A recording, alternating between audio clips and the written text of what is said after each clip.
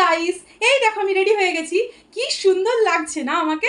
আজকে আমি কোথায় যাচ্ছি সেটা দেখতে হলে তো পুরো ব্লগটা দেখতে হবে, তাই না বলো? এই যে বৌমা, এসব কি ছিনালিপানা হচ্ছে?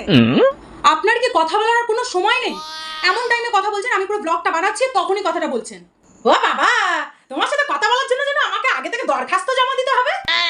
ছাড়ুন না, বাদ দিন, ওইসব বুঝবেন না। কি হয়েছে বলুন তো? মাথায় একটু সিঁদুর নেই, হাতে কোনো শাখা পলা নেই, ওই ফিরিঙ্গির মতন জামা কাপড় পরে এসব হচ্ছে নাকি ফোনের মধ্যে? আমি এখন ব্লগ বানাচ্ছি, এখন আমি এই শাখা সিঁদুর পরে নিশ্চয়ই ব্লগে আসবো না। তবে শাখা পলা খুলে ফিরিঙ্গির মতন উড়ে আবার আমার সাথে গলাবাজি করা, ফোন নিয়ে hi guys hi guys hi guys blog বানানো, ওইসব ফিরিঙ্গি পানা এখানে চলবে না, বুঝেছো? এটা তোমার আর বাপের বাড়ি না যে তোমার যা ইচ্ছা তুমি তাই করবে। এটা তোমার শ্বশুর বাড়ি, এটা তুমি মাথায় ভালো করে ঢুকিয়ে নাও। ও আচ্ছা, তাহলে তো আপনারও কথা এখানে চলবে না মা। আমার যেরকম এটা বাপের বাড়ি না, তাই আমার এখানে নিজের স্বাধীনতা চলবে না, আমার কথা মতো কোনো কিছু চলবে না। এটা আপনারও তো বাপের বাড়ি নয়, সেটা কেন ভুলে যাচ্ছেন?